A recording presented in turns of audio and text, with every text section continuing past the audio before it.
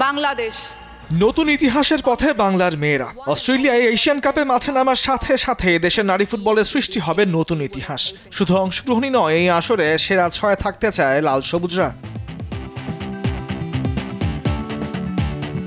তবে সেই পথটা যে সহজ হবে না। বিশ্বকাপ খেলার সুযোগ পেতে ৯ আসরের চ্যাম্পিয়ন চীন, ৩বারের এশিয়া কাপের শিরোপা জেতা উত্তর কোরিয়ার মতো দলগুলোর সঙ্গে মাঠে টক্কর দিতে হবে বাংলাদেশকে। সেই কঠিন পথ পাড়ি দিতেই নতুন পরিকল্পনা সাজাচ্ছে বাফুফে। আমরা উজবেককে কিভাবে হারাতে পারি সেটা নিয়ে আমি কোচের সাথে বসবো, সিটিং দিব, কিভাবে প্ল্যান করা যায় সেটার জন্য মেয়েদেরকে তৈরি করা।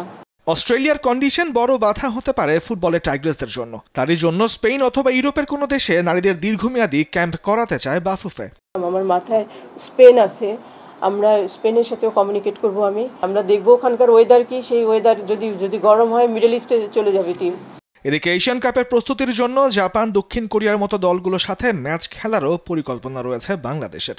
জাপানের প্রেসিডেন্ট, জাপানের বর্তমান প্রেসিডেন্ট, এক্স প্রেসিডেন্ট, সাউথ কোরিয়ার প্রেসিডেন্টের সাথে আমি এখনও ফোনে কথা বলছি। আমি অলরেডি তাদের সাথে কমিউনিকেট করেছি যে তাদের ওখানে গিয়ে দুটা প্র্যাকটিস, যেহেতু তারা আমাদের গ্রুপে না, তাদের ওখানে গিয়ে দুটা প্র্যাকটিস ম্যাচ খেলার জন্য এবং 1 মাসের একটা ট্রেনিং ক্যাম্প তাদের একাডেমিতে থেকে আমাদের মেয়েরা করবে, এটার জন্য অলরেডি আমি কমিউনিকেট করেছি। আসছে বছরের ৩ মার্চ সিডনিতে চীনের সাথে ম্যাচ দিয়ে এশিয়ান কাপের মিশন শুরু করবে বাংলার নারীরা। তামিমুর রহমান, স্পোর্টস ডেস্ক, দেশ টিভি।